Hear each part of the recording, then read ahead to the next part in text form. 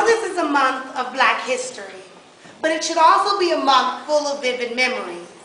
I'll start by saying my name is Deja, but if it weren't for those who preceded me, I would not be here before you, you see.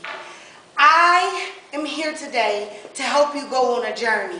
So I'd like you to close your eyes and follow me. As we cover our faces, I'll introduce you to those who preceded me, starting with the man from Jamestown Colony.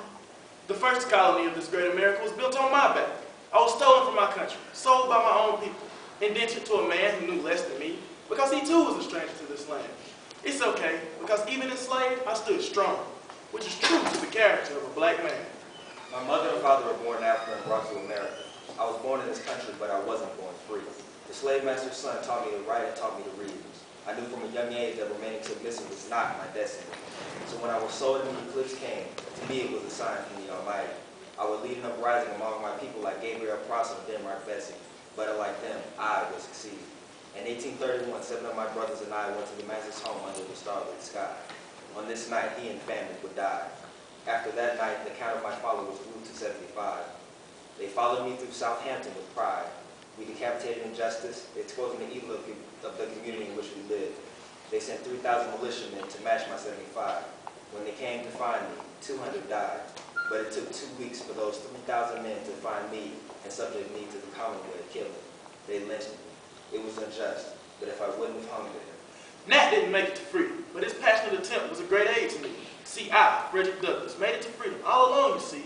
I rode a train, I did not run. I used my wit to flee. I posed as a sailor who was already free and headed north to make something out of me. In 1846, I published the North Star, my very own abolitionist magazine. I was the first Black man to do that, and the only at several more things. Only Black man at Lincoln's inauguration. Only Black to be nominated for vice president. Only Black for my time to hold so many political titles. I was the president's consultant, a women's rights advocate, secretary to Santo Domingo, marshal for the District of Columbia, and Haiti's prime minister. I lived a full life and remained an advocate for what was right. I was not a writer. I spoke, and my voice commanded attention, so I became well known. I fought for you and those who come after you. If it weren't for me. By the time I began vouching for women's rights, I had a powerful voice, and voices like Douglas was backing mine. But long before those strides were made, about 30 years after being born a slave, I got my freedom the honest way. Then I went to the courts to get my son, who had been sold into slavery while he was still young. Again, an honest victory, I had won. I'm telling the truth, and you probably know that I worked with Harry on the Underground Railroad. I sung, I preached, I debated for victory all up and down the east coast of our country. And eventually I settled in Washington, D.C. after helping gather supplies for the Civil War victory. I was received at the White House, and I set a path for pioneers like me. You see, before me, there was no law that stopped slaves from being citizens at all, but in 1857, I went to the court and sued for my freedom with documentation to support it. I lived in free states with my master and family, but at the end of the lawsuit, I still wasn't free. It took a ruling by the court most supreme for them to be able to deny me. I'm okay because I felt a step closer. And if it wasn't for me... If it weren't for Dre Scott, who made sure he was heard, I may not have been Madam C.J. Walker. My purpose in history may not have been served, and someone else may have been at the firm. I am glad to say that I am here.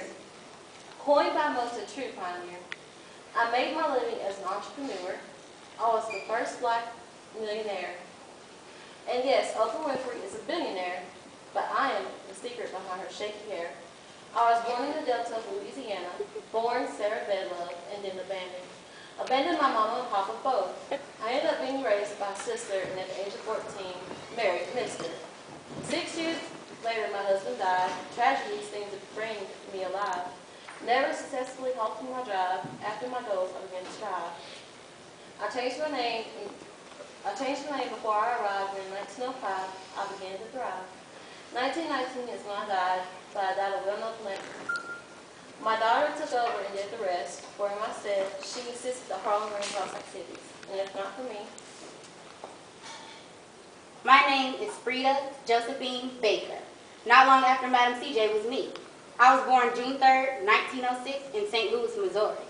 I left Missouri in my late teens. Before that, on vaudeville stages, I could be seen. Traveling to Paris was not just an advantage, it was the result of my dancing talent.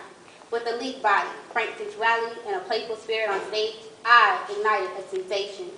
Because of my success in Paris, I stayed and opened a nightclub in the French nation. My fame came from my outfits, so exotic, and my liege leopard that most thought was exotic as well. In 1937, I became a citizen of France and aided the French with the Nazi resistance. And when I returned to the United States, I fought just as hard for civil rights. I stayed here and fought, but in 1956, in France, I retired. Dred Scott led the way for men like Lincoln and General Howard, followed by pioneer women like Josephine Baker,